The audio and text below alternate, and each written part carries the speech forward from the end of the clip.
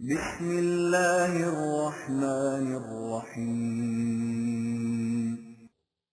طاسین تلک آیات القرآن وکتاب مبین۔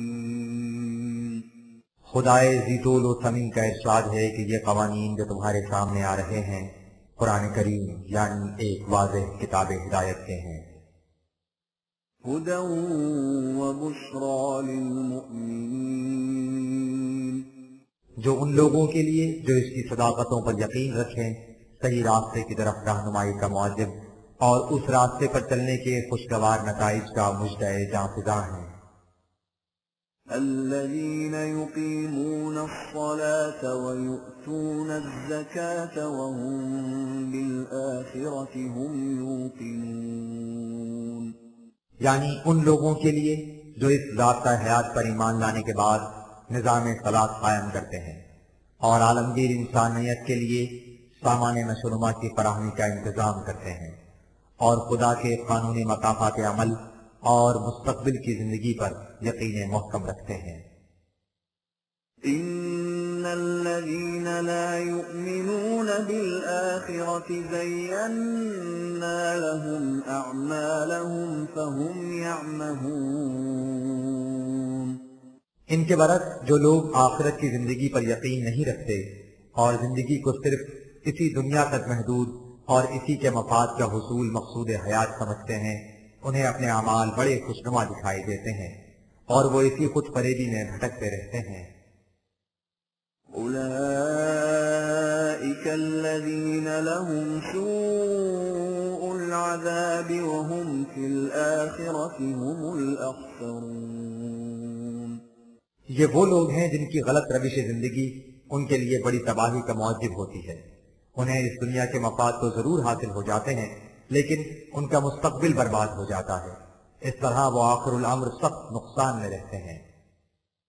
وَإِنَّكَ لَتُلَقَّى الْقُرْآنَ مِن لَّدُنْ حَكِيمٍ عَلِيمٍ، نوع انسان کو اسی نقصان اور تباہی سے بچانے کے لیے تجھے اے رسول یہ قرآن دیا گیا ہے۔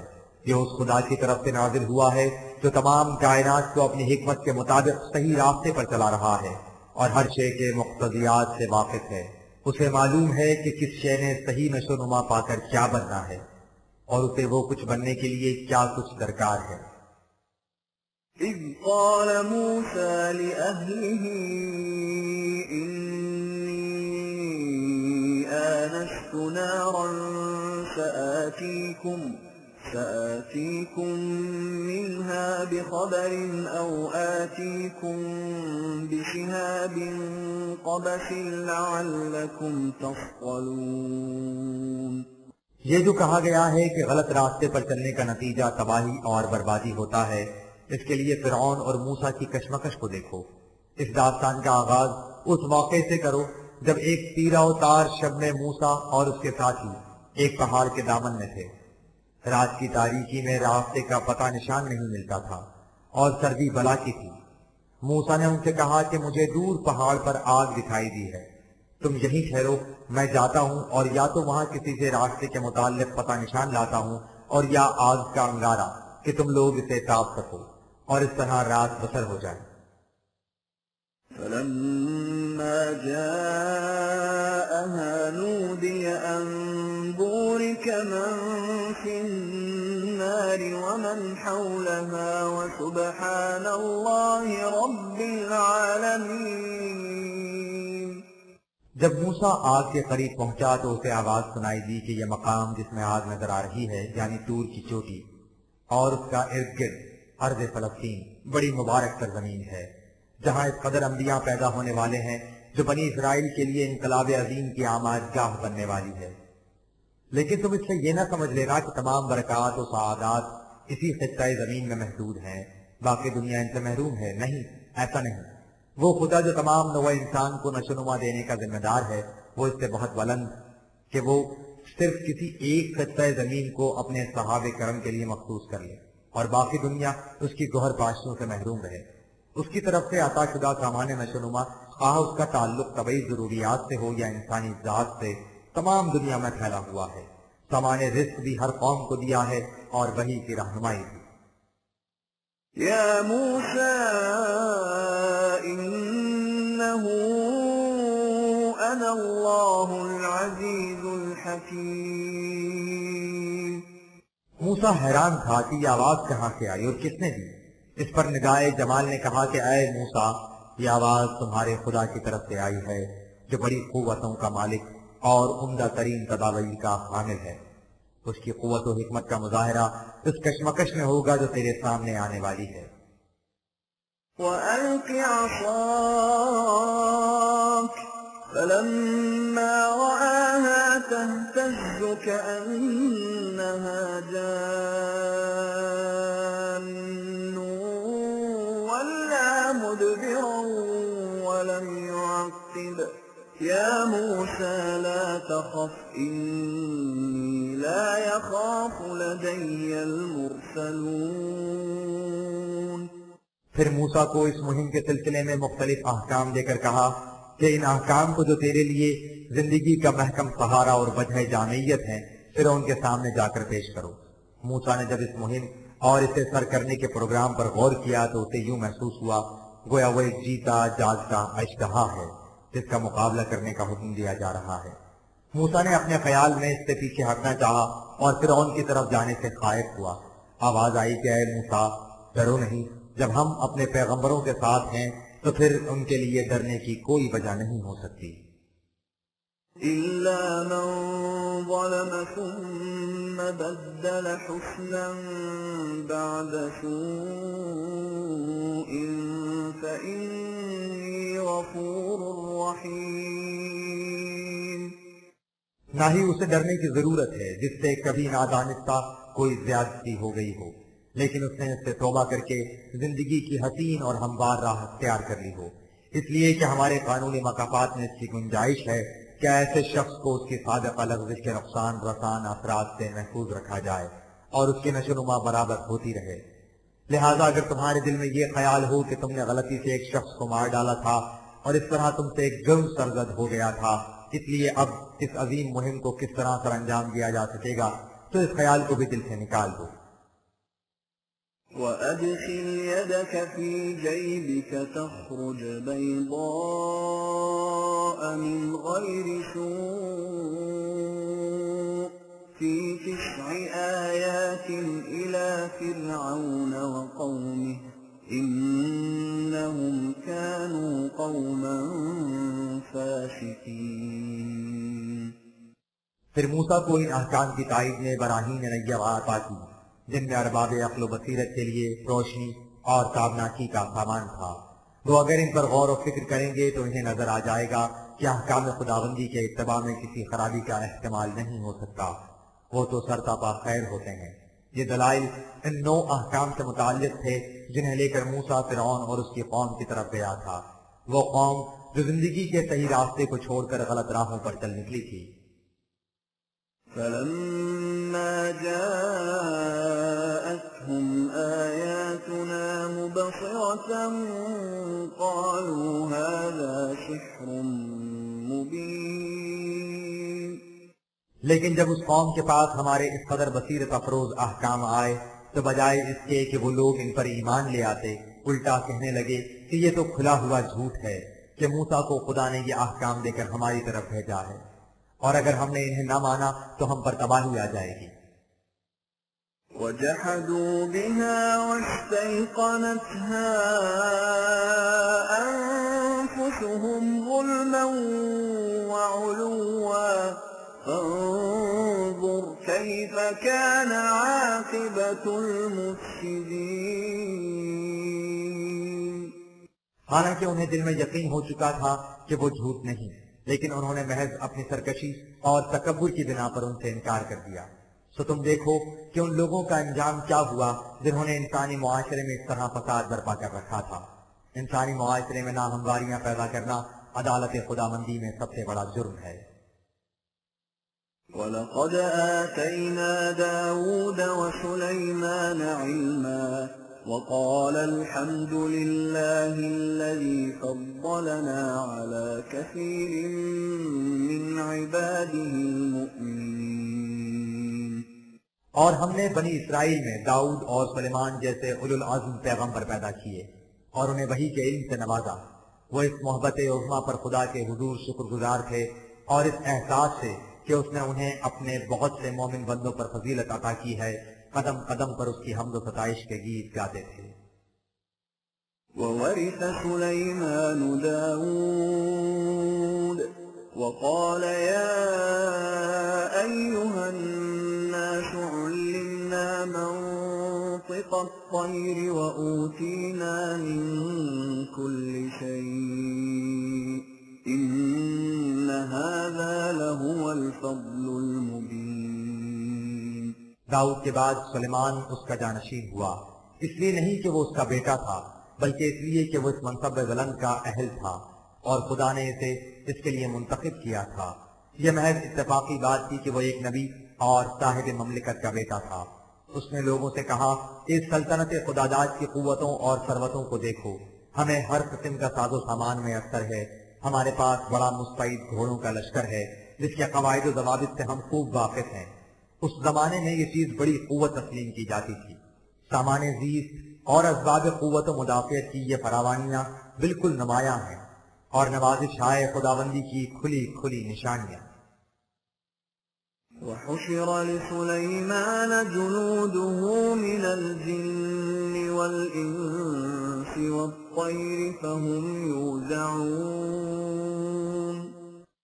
سلیمان کے لشکروں میں شہروں کے مہذب باشندے، جنگلوں اور پہاڑوں کے دیو ہیکل وحشی اور قبیلہ طیر کے شاہ سوار سب شامل تھے. انہیں کیمپوں میں روک کر رکھا جاتا تھا تاکہ مناسب تربیت اور ٹریننگ سے ان سے مفید کام لیے جائیں. حتى إذا أتوا على واد النمل قالت نملة يا أيها النمل ادخلوا مساكنكم لا يحطمنكم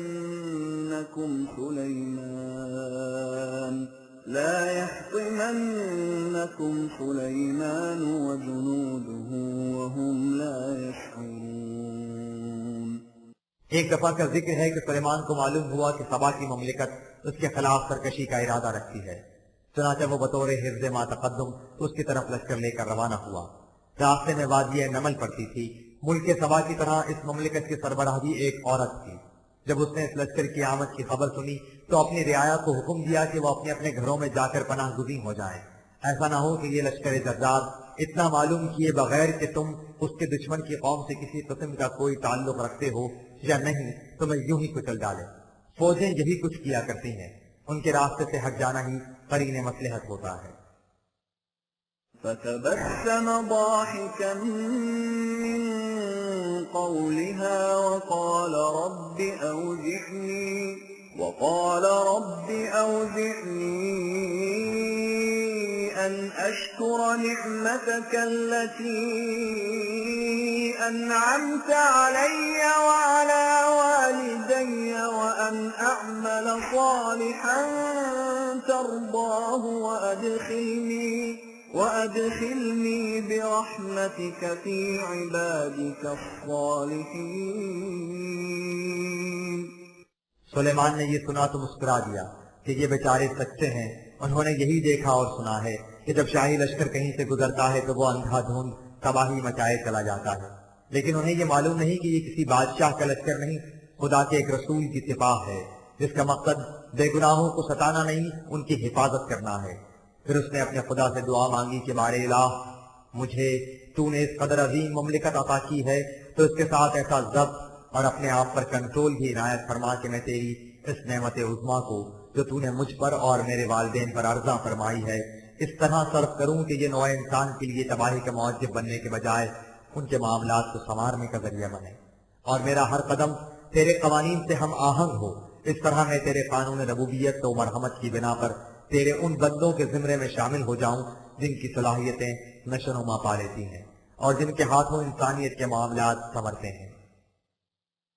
وتفقد الطير فقال ما لي لا أرى الهدهد أم كان من الغائبين.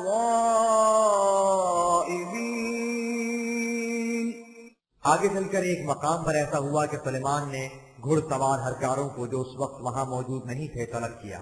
جب وہ آئے تو انہوں نے کہا کہ ان کا سردار ہدہد کہاں ہے؟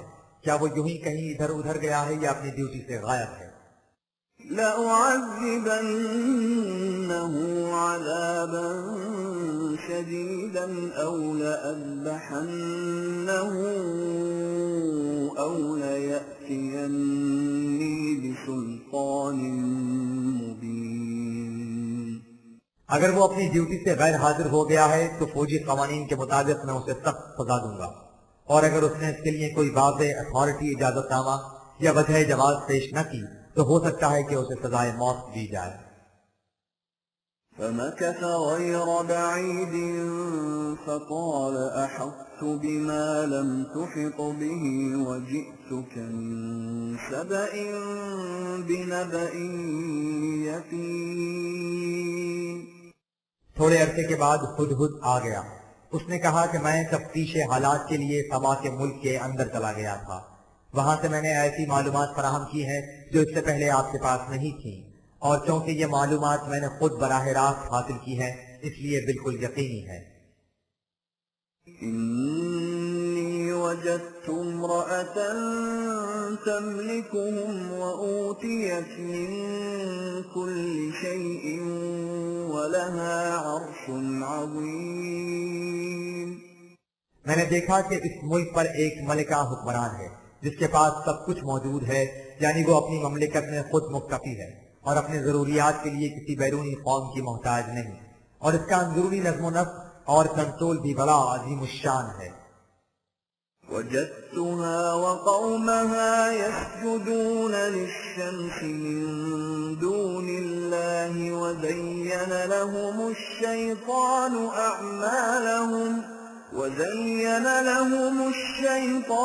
أعمالهم فصدهم عن السبيل فهم لا يهتدون. لیکن وہ ملکہ اور اس کی قوم کے لوگ سورج کی پرستش کرتے ہیں، خدا کی نہیں کرتے.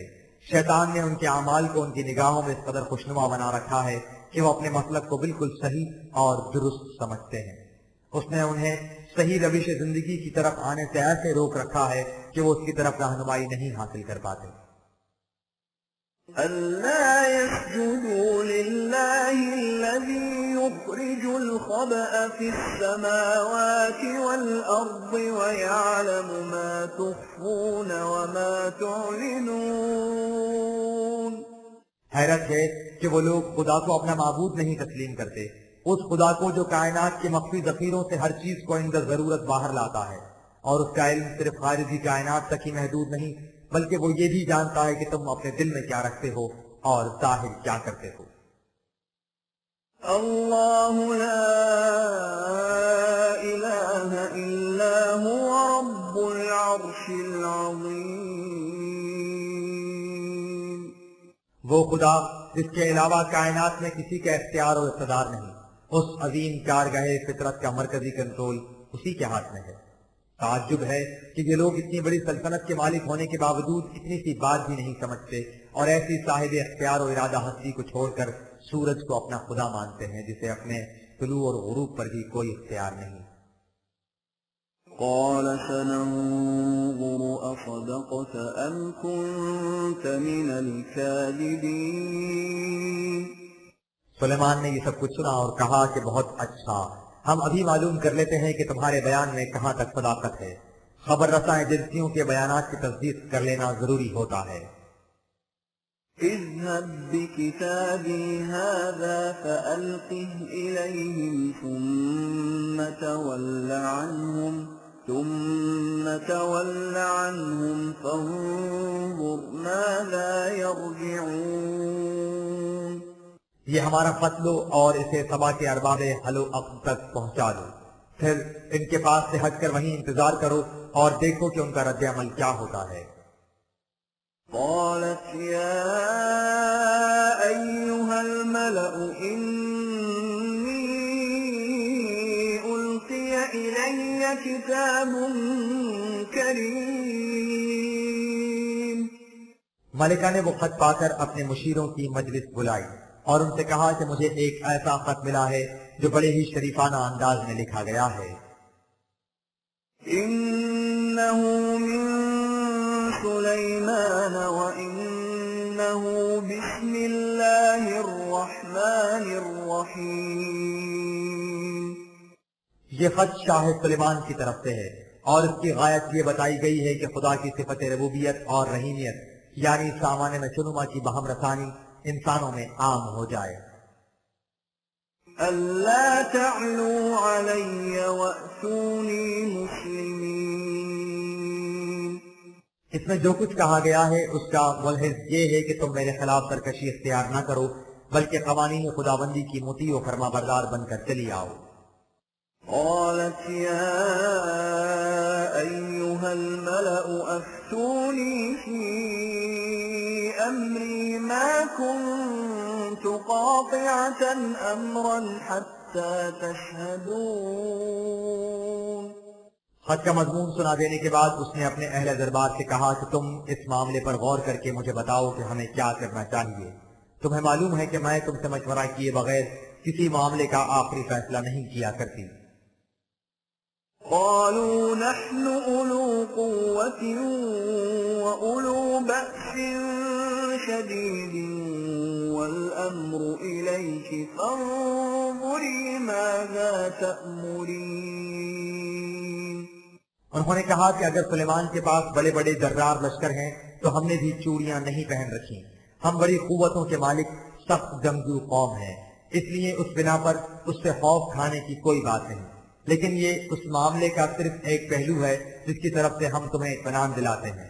اس کے دوسرے پہلوؤں پر آپ غور کر لیں اس کے بعد آخری فیصلہ کریں. اس لیے کہ ایسے معاملات میں آخری فیصلہ آپ ہی کا ہو سکتا ہے. آپ جو بھی فیصلہ کریں گی ہم اس کے مطابق عمل کریں گے. ہم آپ کے حکم کے منتظر ہیں. قالت إن الملوك إذا دخلوا قرية أفسدوها وجعلوا أعزة أهلها أذلة وكذلك يفعلون. اس نے کہا کہ اس بات کا تو مجھے بھی یقین ہے کہ تم جنگ سے گریز نہیں کرو گے لیکن یہ حقیقت ہے جس سے انکار نہیں کیا جا سکتا کہ جب بادشاہ دوسرے ملک پر چڑھائی کرتے ہیں تو اسے تہس نہس کر کے رکھ دیتے ہیں اور معاشرے کا تختہ اس طرح الٹ دیتے ہیں کہ وہاں کے صاحب عزت اکابرین کو سب سے زیادہ ذلیل و خوار بنا دیتے ہیں. یہ بات کسی خاص بادشاہ سے متعلق نہیں ملوکیت میں یہی کچھ ہوتا چلا آیا ہے اور یہی کچھ ہوتا چلا جائے گا. اس لیے ایسا باور کرنے کی کوئی وجہ نہیں کہ اس بادشاہ کی طرف سے ایسا نہیں ہوگا. لہٰذا میں یہ سمجھتی ہوں کہ جہاں تک ہو سکے ہمیں جنگ کی نوبت نہیں آنے دینی چاہیے. وَإِنِّي مُرْسِلَةٌ إِلَيْهِمْ بِهَدِيَّةٍ فَنَاظِرَةٌ بِمَ يَرْجِعُ الْمُرْسَلُونَ. میں سردست ان کی طرف کچھ تحائف بھیجتی ہوں اور پھر انتظار کرتی ہوں کہ اس کا ان کی طرف سے کیا رد عمل ہوتا ہے. شاید وہ اس طرح جنگ کا ارادہ ترک کر دیں.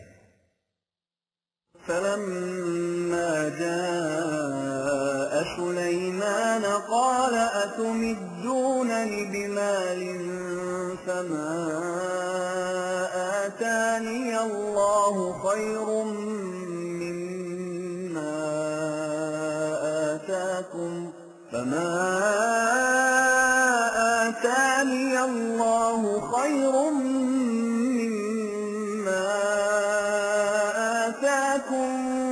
بل أنتم بهديتكم تفرحون.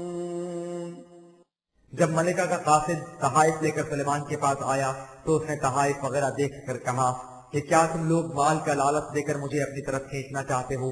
تمہیں معلوم ہونا چاہیے کہ جس قدر مال و دولت مجھے اللہ نے دے رکھا ہے وہ اس سے کہیں زیادہ اور بہتر ہے جو تمہارے پاس ہے. اس لیے تمہارا مال میرے لیے وجہ کشش نہیں ہو سکتا. جو تحائف تم لائے ہو وہ تمہارے نزدیک بڑے قابل فخر ہوں گے لیکن میرے نزدیک ان کی کچھ قیمت نہیں. میرے نزدیک قدر و قیمت صرف اس کی ہے کہ تم قوانین خداوندی کی اطاعت اختیار کر لو. ارجع إليهم فلنأتينهم بجنود لا قبل لهم بها ولنخرجنهم منها أذلة وهم صاغرون۔ تم اپنے قوم کی طرف واپس جاؤ اور ان سے کہو کہ کیونکہ تم نے ہماری شرائط کو تسلیم نہیں کیا، اس لیے اب ہمارے لیے اس کے سوا کوئی چارہ نہیں کہ ہم ایسے لشکروں کے ساتھ تم پر چڑھائی کریں جن کا تم مقابلہ نہیں کر سکو گے۔ ہم تمہیں تمہارے ملک سے ذلیل کر کے نکال دیں گے اور اس کے بعد تم ہمیشہ محکومی کی زندگی بسر کرو گے۔ قال يا أيها الملأ أيكم يأتيني بعرشها قبل أن يأتوني مسلمين۔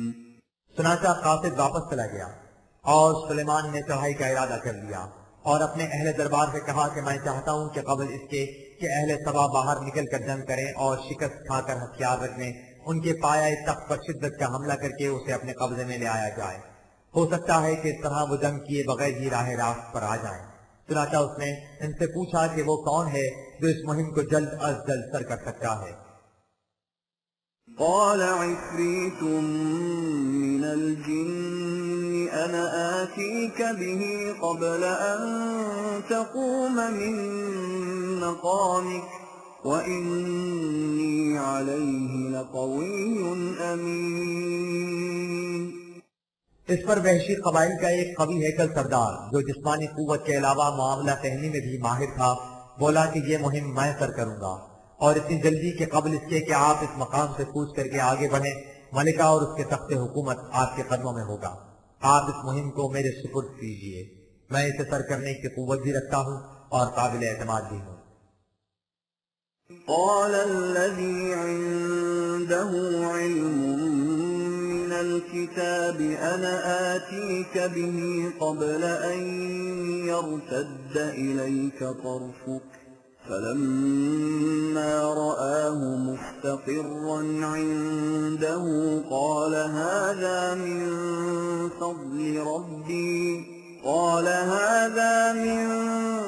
فضل ربي ليبلوني أأشكر أم أكفر ومن شكر فإنما يشكر لنفسه ومن كفر فإن ربي غني كريم۔ ایک دوسرے سردار نے جسے اس خط و کتابت کا پورا علم تھا جس کا ذکر اوپر آ چکا ہے کہا کہ میں اس مہم کو اس سے بھی جلدی سر کر سکتا ہوں، ایسی جلدی کہ ملکہ سبا چشم زدن میں مفتوح مغلوب یہاں آ جائے۔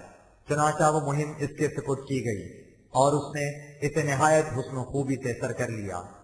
جب سلیمان نے مال غنیمت کو اپنے سامنے دیکھا تو بحضور رب العزت سجدہ ریز ہوا اور کہا کہ اس قوم کے خلاف اس قسم کی کامیابی انہی اسباب و ذرائع سے ممکن تھی جو ہمیں خدا کی طرف سے عطا ہوئے ہیں۔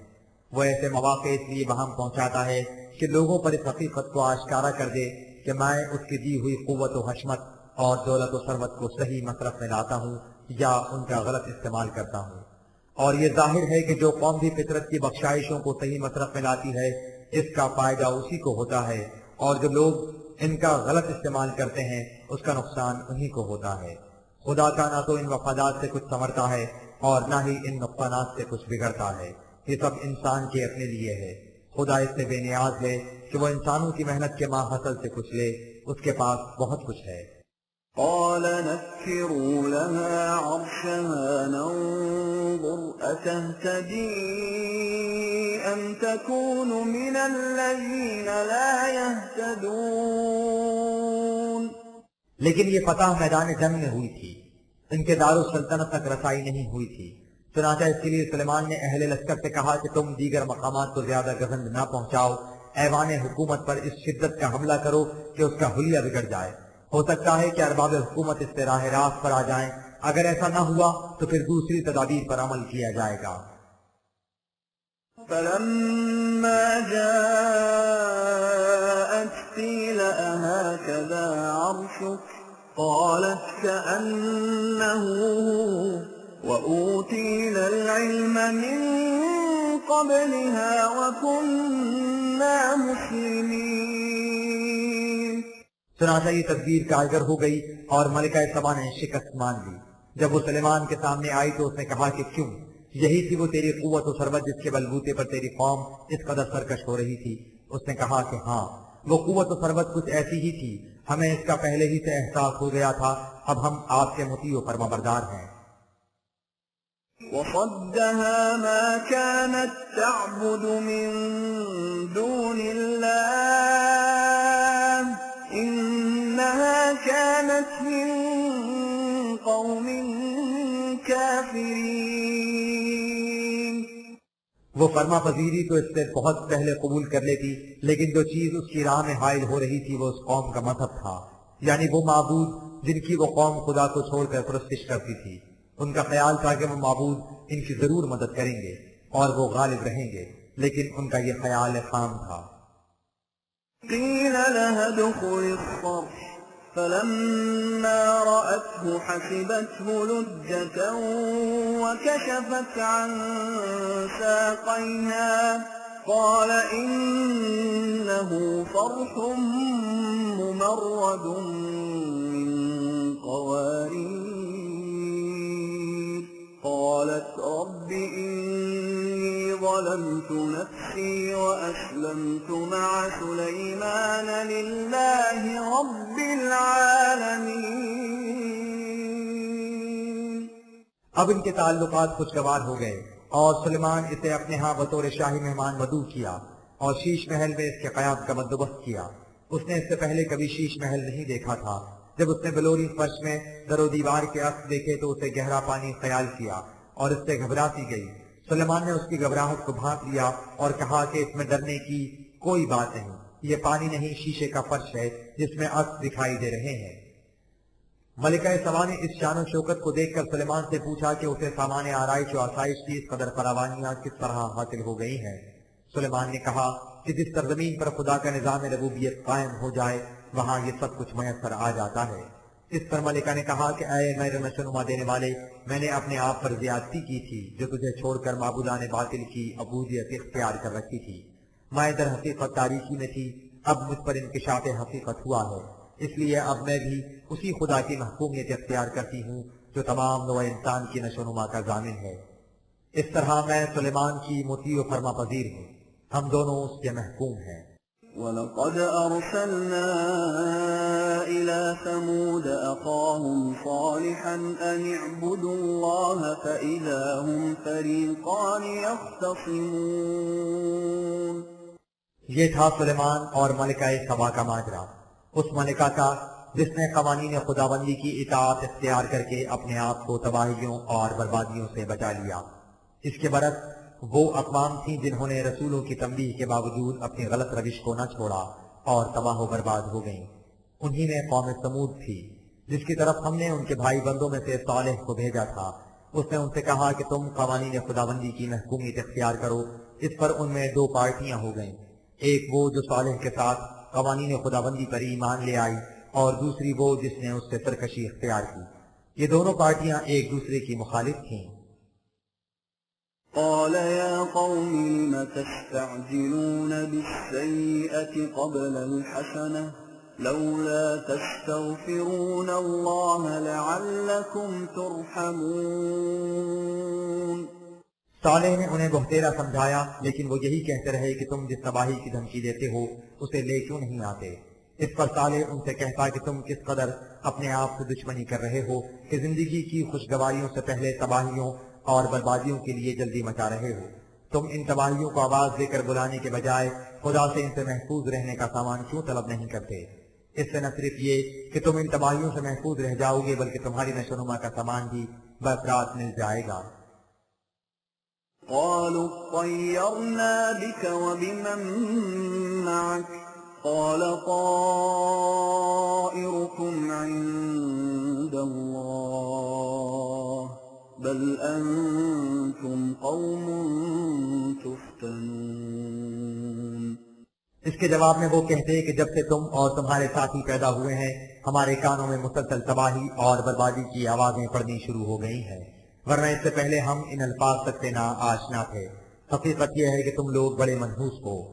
اس پر صالح ان سے کہتا کہ تم پر یہ نحوست، تباہی اور بربادی ہماری وجہ سے نہیں آ رہی، یہ تو تمہارے اپنے اعمال کا نتیجہ ہے جو خدا کے قانون مقافات کے مطابق مرتب ہو رہا ہے۔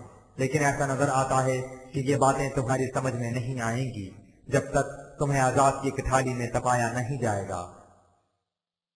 وَكَانَ فِي الْمَدِينَةِ 9 رَهْطٍ يُفْسِدُونَ فِي الْأَرْضِ وَلَا يُصْلِحُونَ۔ اس قوم میں 9 بڑے بڑے منتخب سردار تھے جن کے ذمے معاشرے کا نظم و نسق تھا، وہی ان تمام شرارتوں کی جڑ تھے۔ وہ ملک میں ناہمواریاں پیدا کرتے رہتے تھے اور قوم کو کبھی اصلاح کی طرف آنے نہیں دیتے تھے۔ حقیقت یہ ہے کہ قوم کا دار و مدار ان لوگوں پر ہوتا ہے جن کے ہاتھ میں اقتدار و اختیار اور نظم و نسق ہو، وہی عوام کو بگاڑتے ہیں اور انہی کے سنوارنے سے معاشرہ سنورتا ہے۔ قالوا تقاسموا بالله لنبيتنه وأهله ثم لنقولن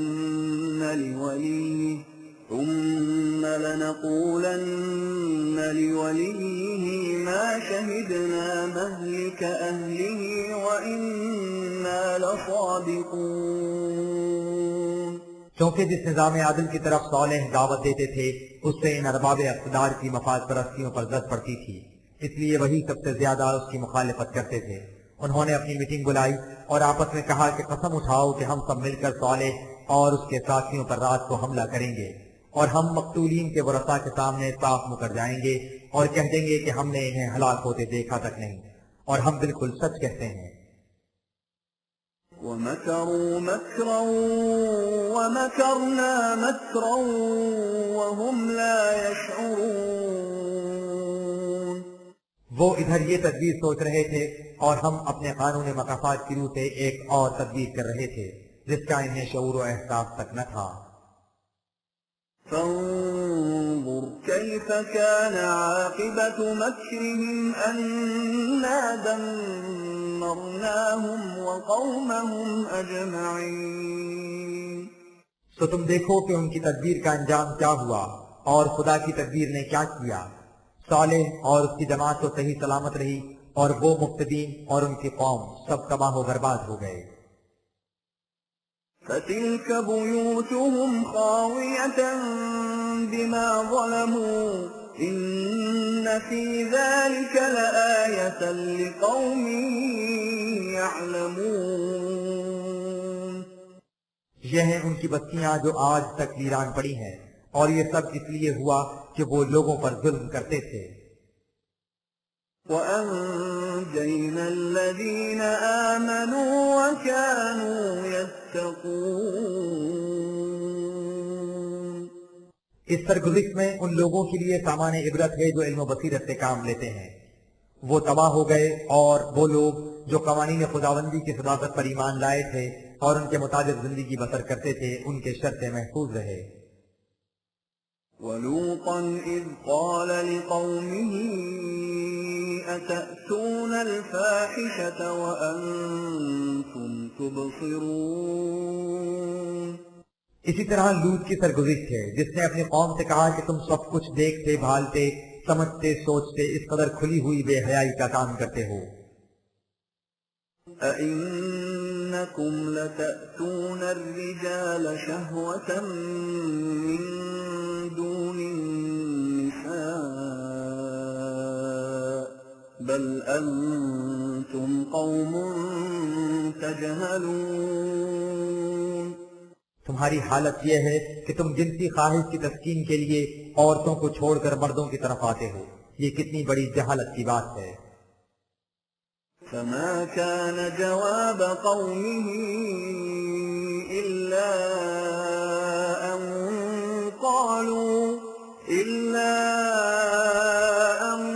قالوا أخرجوا آل لوط من قريتكم إنهم أناس يتطهرون۔ اس کی قوم کے پاس اس بات کا کوئی جواب نہ تھا بجز اس کے کہ انہوں نے باہمی مشورہ کیا کہ لوط کی جماعت کے لوگوں کو اپنی بستی سے نکال باہر کیا جائے، یہ بڑے پاک باز بنتے ہیں، ایسے پاک بازوں کا ہم جیسے سیاہ کاروں میں بھلا کیا کام۔ فأنجيناه وأهله إلا امرأته قدرناها من الغابرين۔ لیکن ہم نے لوط اور اس کے ساتھیوں کو ان کے دستے تقابل سے محفوظ رکھا، بجز لوط کی بیوی کے، جس کے خیالات کے پیش نظر پہلے ہی سے اندازہ تھا کہ وہ لوط کا ساتھ نہیں دے گی بلکہ پیچھے رہ جانے والی جماعت میں شامل رہے گی۔ وأمطرنا عليهم مطرا فساء مطر المنذرين۔ چنانچہ اس قوم پر کوہ آتش فشاں سے پتھروں کی بارش ہوئی، کس قدر بری تھی وہ بارش جو ان لوگوں پر برسی، حالانکہ انہیں اس کے متعلق پہلے سے آگاہ کر دیا گیا تھا، لیکن انہوں نے تو اپنا شیوا بنا لیا تھا کہ لوط کی ہر بات کی مخالفت اور تکذیب کرنی ہے۔ قل الحمد لله وسلام على عباده الذين اصطفى الله خير أما يشركون۔ ان تاریخ شواہد کی روشنی میں یہ حقیقت تمہارے سامنے بے نقاب ہو جائے گی کہ خدا کا قانون مکافات کس قدر درپور حمد و ستائش ہے، جو ظلم کرنے والوں کو تباہ کر دیتا ہے، اور جو لوگ اس کے قوانین کی محکومیت اختیار کرتے ہیں انہیں ان ظالمین کے گروہ سے الگ کر کے امن و سلامتی میں رکھتا ہے۔ اگر خدا کا قانون مکافات نہ ہوتا تو جو گروہ ایک دفعہ کسی طرح قوت حاصل کر لیتا وہ دوسروں پر ظلم و استبداد کیے جاتا اور کوئی اسے روکنے والا نہ ہوتا۔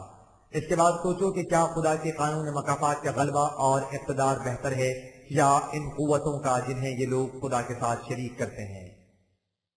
أَمَّنْ خَلَقَ السَّمَاوَاتِ وَالْأَرْضَ وَأَنزَلَ لَكُم مِّنَ السَّمَاءِ مَاءً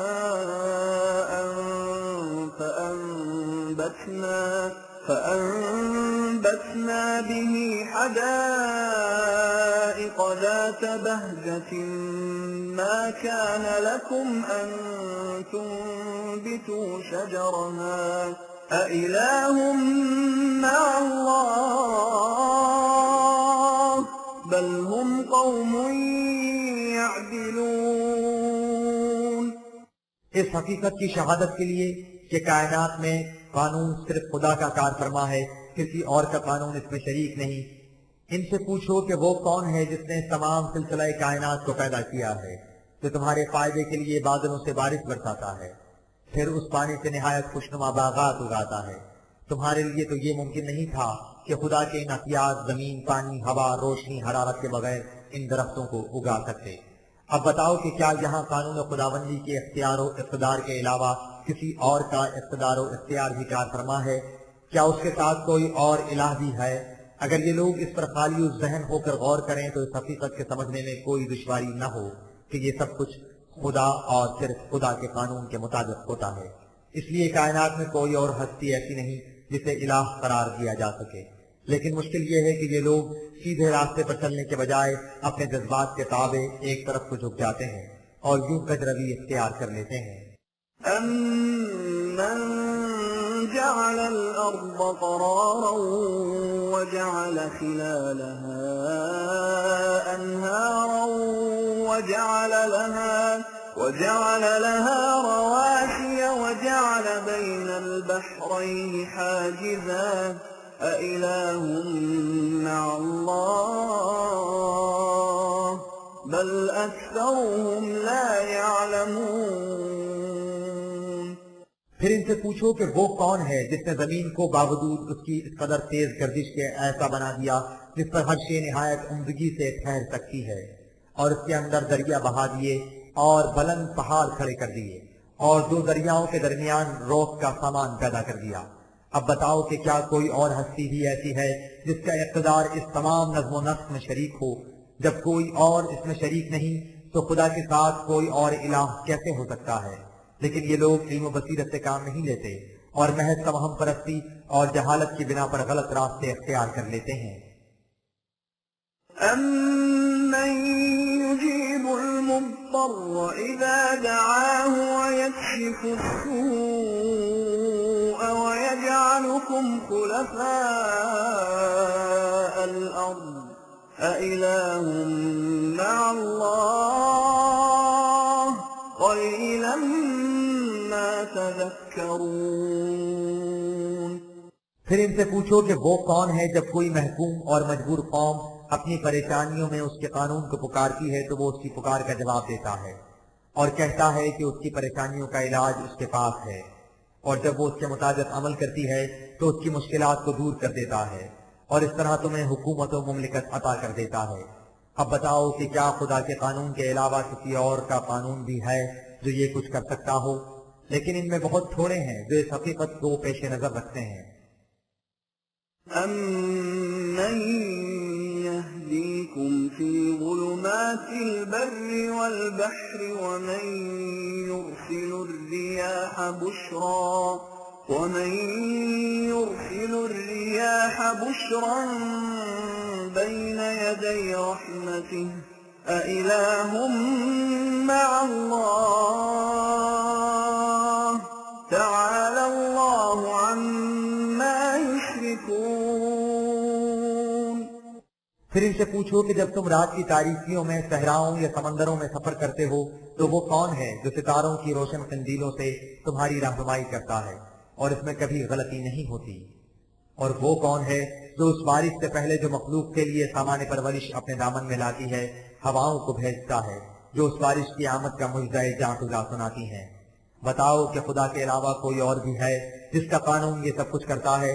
کیا اس سے یہ واضح نہیں ہوتا کہ خدا کی ذات اس سے بہت بلند ہے کہ اس کے ساتھ اور قوتوں کو بھی شریک کیا جائے؟ أَمَّن يَبْدَأُ الْخَلْقَ ثُمَّ يُعِيدُهُ وَمَن يَرْزُقُكُم مِّنَ السَّمَاءِ وَالْأَرْضِ أَإِلَٰهٌ مَّعَ اللَّهِ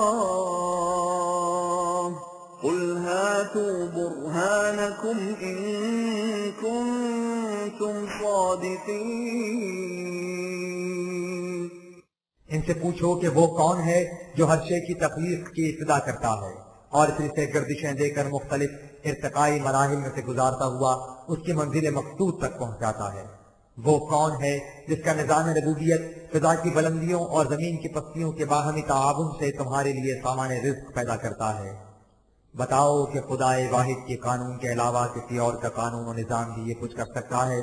اگر تم سمجھتے ہو کہ ایسا ہو سکتا ہے تو اپنے دعوے کی تائید میں دلیل و برہان پیش کرو، اس لیے کہ ہمارا ہر دعویٰ دلیل و برہان پر مبنی ہے، اس لیے اس کی تردید بھی دلیل و برہان ہی سے کرنی ہوگی، اور دلیل و برہان تم کوئی پیش نہیں کر سکتے۔ قُل لَّا يَعْلَمُ مَن فِي السَّمَاوَاتِ وَالْأَرْضِ الْغَيْبَ إِلَّا اللَّهُ وَمَا يَشْعُرُونَ أَيَّانَ يُبْعَثُونَ۔ ان لوگوں کی جہالت کا یہ عالم ہے کہ یہ زندہ انسان کو ایک طرف مردوں تک کو کاروبار خداوندی میں شریک سمجھتے ہیں۔ ان سے کہو کہ کائنات کی پستیوں اور بلندیوں میں جو امور پردہ خفا میں ہیں اور ان کا تعلق عالم محسوسات سے نہیں، ان کا علم خدا کے سوا کسی کو نہیں، اور مردے تو خود اپنے متعلق بھی اتنا نہیں جانتے کہ وہ کب اٹھائے جائیں گے کہ جائے کہ وہ علم خداوندی میں شریک ہوں۔ بل ادارك علمهم في الآخرة بل هم في شك منها بل هم منها عمون۔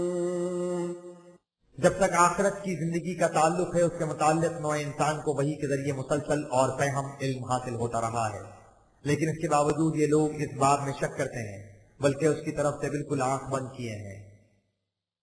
وقال الذين كفروا أئذا كنا ترابا وآباؤنا أئنا لمخرجون۔ اور کہتے ہیں کہ جب ہم اور ہمارے آباء و اجداد مر کر مٹی ہو جائیں گے تو کیا ہم پھر زندہ کر کے اٹھا کھڑے کیے جائیں گے؟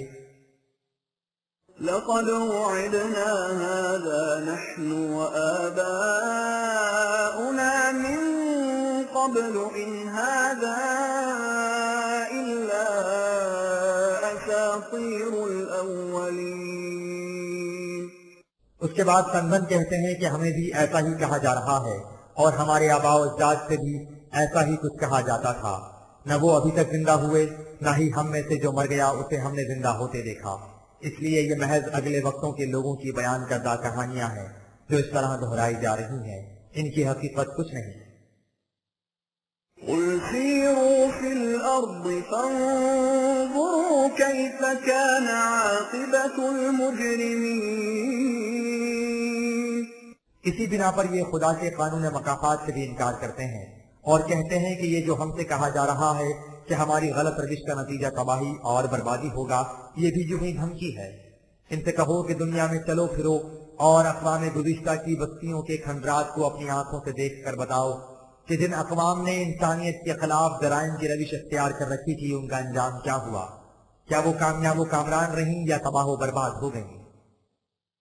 ولا تحزن عليهم ولا تكن في ضيق مما يمكرون.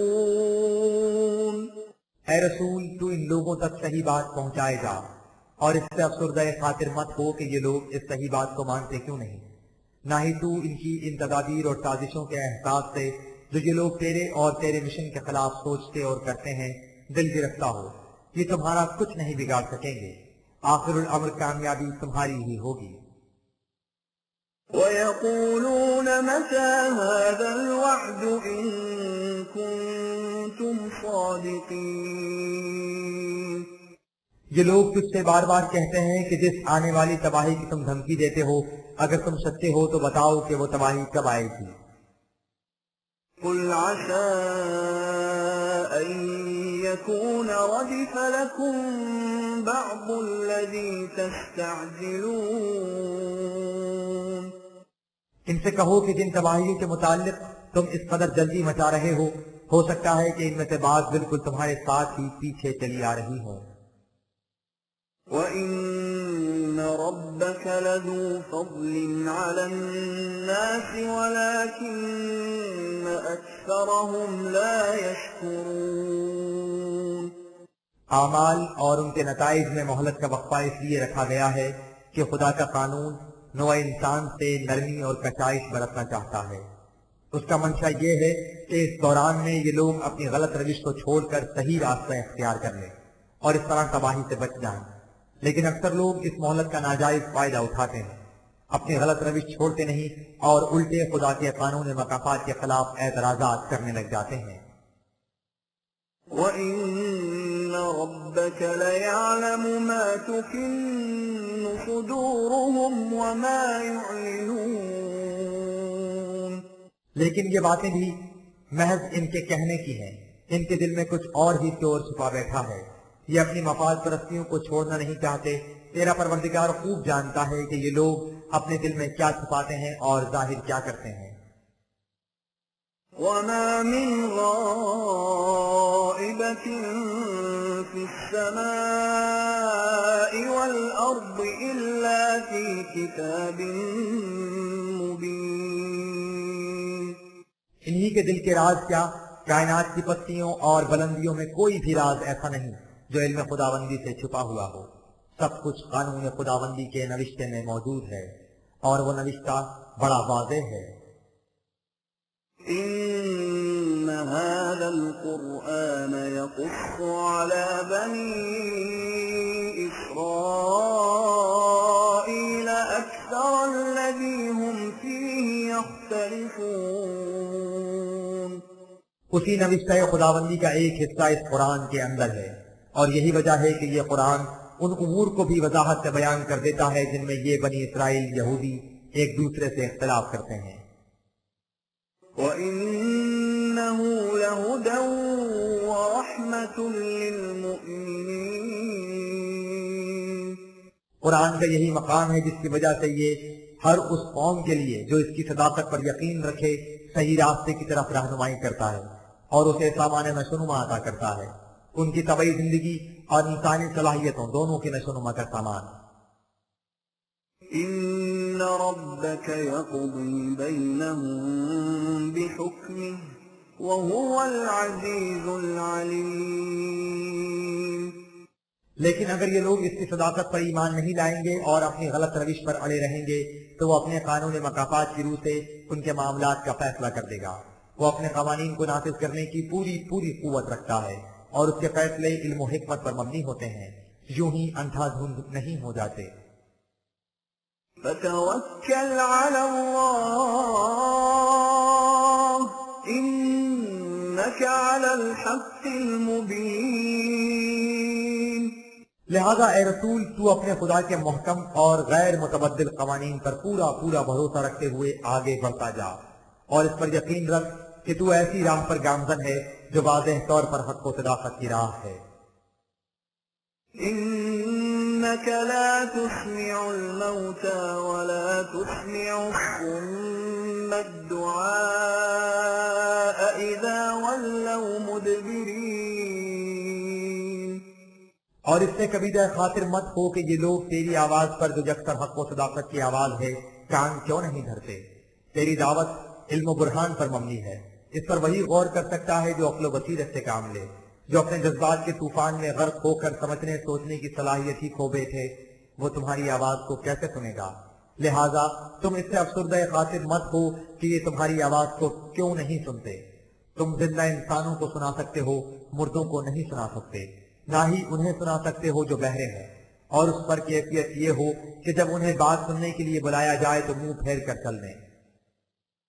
وما أنت بهادي العمي عن ضلالتهم إن تسمع إلا من يؤمن بآياتنا فهم مسلمون. نہ ہی تو ان اندھوں کو سیدھا راستہ دکھا سکتا ہے جو آنکھیں کھول کر چلنا ہی نہ چاہیں. تو صرف انہیں سنا سکتا ہے جو سننے کے لیے آمادہ ہو. ان سے جو کچھ کہا جائے اس پر غور و فکر کریں اور اس طرح علی وجہ البصیرت ہمارے قوانین کی صداقت پر ایمان لائیں اور ان کے سامنے سر تسلیم خم کر دیں. وَإِذَا وَقَعَ الْقَوْلُ عَلَيْهِمْ أَخْرَجْنَا لَهُمْ دَابَّةً مِّنَ الْأَرْضِ تكلمهم أن الناس كانوا بآياتنا لا يوقنون. ہمارا قاعدہ یہ ہے کہ جو قوم ہمارے قوانین کی صداقت پر یقین نہیں رکھتی اور غلط روش زندگی اختیار کر لیتی ہے اور ان کے اعمال کے ظہوری نتائج کا وقت آ جاتا ہے تو ملک میں کوئی شخص یا جماعت یا کوئی دوسری قوم اٹھ کھڑی ہوتی ہے اور آہنی نستر سے ان کی فسد کھول دیتی ہے جس سے ان کی سرکشی کے سرسام کا علاج ہو جاتا ہے. ہو سکتا ہے کہ یہ فسد کھولنے والی جماعت نظام خداوندی کی علمبردار ہو اور یہ بھی ہو سکتا ہے کہ ان سرکش قوتوں کی باہمی جنگ سے ان کی فسدیں کھل جائیں. وَيَوْمَ نَحْشُرُ مِن كُلِّ أُمَّةٍ فَوْجًا مِّمَّن يُكَذِّبُ بِآيَاتِنَا فَهُمْ يُوزَعُونَ. اسی قاعدے کے مطابق تاریخ میں ایسے ادوار اور مواقع بھی آئیں گے کہ کسی ایک قوم یا پارٹی کے اٹھنے کے بجائے مختلف جماعتیں یا قومیں ایک بار اٹھ کھڑی ہوں اور اس طرح ایک عالمگیر جنگ ہو جائے جس میں تمام قوموں کی فوجیں جو ہمارے قوانین کی تکذیب کرنے والی ہوں حصہ لیں. اس باہمی ٹکراؤ سے وہ کمزور ہو جائیں اور اس طرح فساد انگیزی سے رک جائیں. حتى إذا جاءوا قال أكذبتم بآياتي ولم تحيطوا بها علما أم ماذا كنتم تعملون. چنانچہ جب اس طرح باہمی تصادم سے ان کی قوتیں کمزور ہو جائیں گی اور وہ اس حالت میں سامنے آئیں گے تو ان سے کہا جائے گا کہ تم ہمارے قوانین کی اندھا دھند تکذیب کرتے رہے اور انہیں کبھی علم و بصیرت سے سمجھنے کی کوشش نہ کی. اب جبکہ تم نے ان قوانین کی سرکشی برتنے کا انجام خود دیکھ لیا ہے ذرا سوچو کہ تم کیا کیا کرتے تھے. وَوَقَعَ الْقَوْلُ عَلَيْهِمْ بِمَا ظَلَمُوا فَهُمْ لَا يَنطِقُونَ. الغرض ان کے ظلم و استبداد اور سرکشی اور خود سری کی بنا پر خدا کے قانون مکافات کا عدل فیصلہ ان کے خلاف صادر ہو جائے گا اور وہ آگے سے کچھ بول ہی نہیں سکیں گے۔ أَلَمْ يَرَوْا أَنَّا جَعَلْنَا اللَّيْلَ لِيَسْكُنُوا فِيهِ وَالنَّهَارَ مُبْصِرًا إِنَّ فِي ذَلِكَ لَآيَاتٍ لِقَوْمٍ يُؤْمِنُونَ۔ حیرت ہے کہ خدا کے کائناتی قوانین کی کار فرمائی ان کے سامنے ہے، لیکن اس کے باوجود یہ لوگ ذرا غور و فکر سے کام نہیں لیتے۔ بڑے بڑے کائناتی قوانین کو چھوڑو، دن اور رات کی عام گردش تو ہر روز ان کے سامنے رونما ہوتی ہے۔ دن روشن ہوتا ہے اور اس کے بعد رات آ جاتی ہے جو تمام سرگرمیوں کو خاموش اور ساکن کر دیتی ہے۔ یہ کچھ ٹھیک ایک قاعدے اور قانون کے مطابق واقع ہوتا رہتا ہے جس میں کبھی کوئی اختلاف یا تبدیلی نہیں ہوتی۔ جو لوگ خدا کے قوانین کی صداقت پر یقین رکھتے ہیں ان کے لیے اس ایک بظاہر معمولی سی بات میں حقیقت تک پہنچنے کی نشانیاں ہیں، اس حقیقت تک پہنچنے کی کہ جس طرح کائنات میں رات اور دن کی گردش کے لیے ایک غیر متبدل قانون مقرر ہے، اسی طرح قوموں کے عروج و زوال اور موت و حیات کے لیے بھی اٹل قوانین مقرر ہیں۔ وَيَوْمَ يُنفَخُ فِي الصُّورِ فَفَزِعَ مَن فِي السَّمَاوَاتِ وَمَن فِي الْأَرْضِ إِلَّا مَن شَاءَ اللَّهُ وَكُلٌّ أَتَوْهُ دَاخِرِينَ۔ انہی قوانین کے مطابق وہ عالمگیر ٹکراؤ ہوگا جس کی طرف اوپر اشارہ کیا گیا ہے۔ اس وقت جنگ کے بگل بجیں گے اور اس قدر دہشت طاری ہوگی کہ تمام اہل کائنات سراسیمہ ہو جائیں گے بجز ان کے جن کی روش زندگی خدا کے قانون مشیت کے مطابق ہوگی۔ اس وقت تمام سرکش قومیں بے دست و پا ہو کر قانون خداوندی کے سامنے جھک جائیں گی۔ وَتَرَى الْجِبَالَ تَحْسَبُهَا جَامِدَةً وَهِيَ تَمُرُّ مَرَّ السَّحَابِ صُنْعَ اللَّهِ الَّذِي أَتْقَنَ كُلَّ شَيْءٍ إِنَّهُ خَبِيرٌ بِمَا تَفْعَلُونَ۔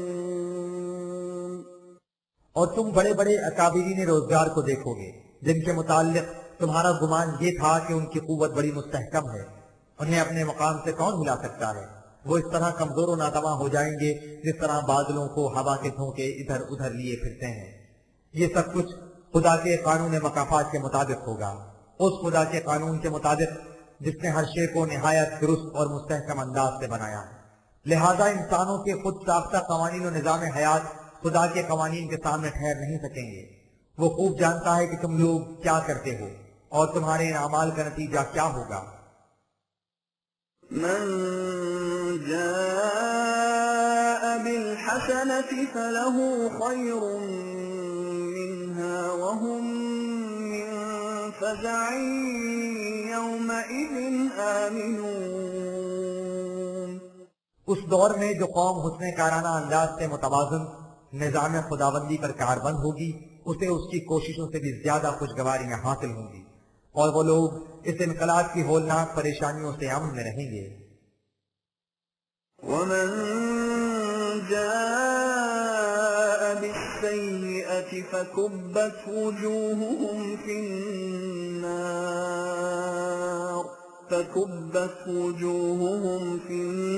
النار هل تجزون إلا ما كنتم تعملون۔ اور جو لوگ ناہمواریاں پیدا کرنے والے غلط نظام پر مصر رہیں گے وہ اس تباہی میں اوندھے منہ جھونک دیے جائیں گے جو انسان کی متاع حیات کو جلا کر راکھ کر دے گی، اور ان سے کہا جائے گا کہ یہ ان اعمال کا فطری نتیجہ ہے جو تم کرتے تھے، تمہارے اعمال خود یہ تباہی بن کر تمہارے سامنے آ رہے ہیں۔